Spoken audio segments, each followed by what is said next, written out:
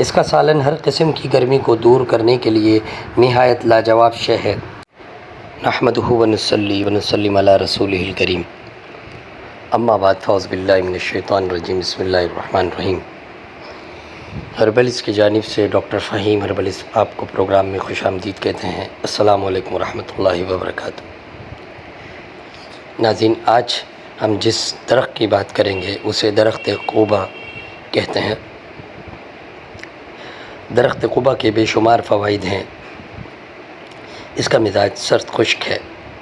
اس کے پتے، جڑ کی چھال، اس کا پھل، ہر ایک شے نہایت کارآمد ہے۔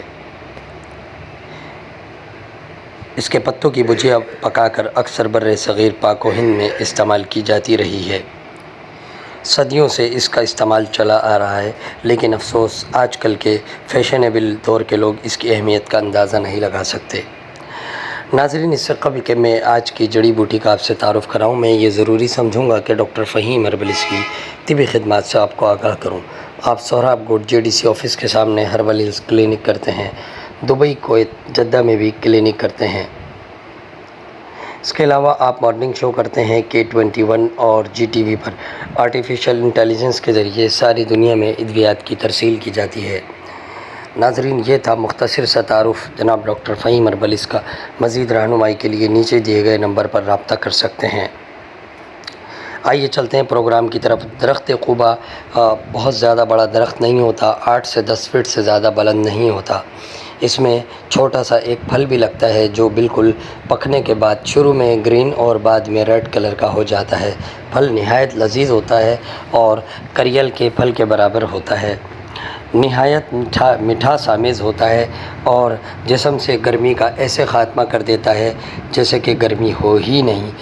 10 سال سے لے کے یا 12 سال سے لے کے 18 سے 20 سال تک کے نوجوان لڑکے لڑکیوں کے لیے اعلیٰ ٹونک ہے۔ ان کے جسم کی ہر ایک چیز کو متوازن رکھتا ہے، خصوصاً احتلام لیکوریا جریان سے انہیں بچاتا ہے، نائٹ پریشر سے بھی آزادی دلاتا ہے۔ ناظرین، یہ بہت ہی ٹھنڈا درخت ہے۔ اس کا پھل، اس کی جڑ چھال اور ہر ایک چیز ہی بہت زیادہ کارآمد ہے۔ اس کا سالن ہر قسم کی گرمی کو دور کرنے کے لیے نہایت لاجواب شے ہے۔ یرقان یعنی کہ جوائنٹس، ہیپاٹائٹس کی کئی اقسام کا حتمی علاج ہے۔ اس کے علاوہ سوزاک کو ختم کرنے کے لیے نہایت سستی اور موزوں دواؤں میں سے ایک ہے۔ ناظرین، آپ کو اس بات کو سن کر بڑی حیرانگی ہوگی کہ سونے کو کشتہ کرنے کی یعنی کہ کیمیا گری کی دنیا میں سونے کو کشتہ کرنے کی بڑی کم دوائیں موجود ہوتی ہیں، لیکن اس سستی اور لاجواب جڑی بوٹی سے یا اس سستی جڑی بوٹی اور سستے ساگ سے آپ سونے کو کشتہ کر سکتے ہیں۔ یہ اس کے پتوں کا پانی سونے کو پاؤڈر نہایت آسانی کے ساتھ کر دیتا ہے، جسم سے صفراوی مادوں کا بھی اخراج کرتا ہے۔ ناظرین، اسی کے ساتھ ڈاکٹر فہیم کو اجازت دیں۔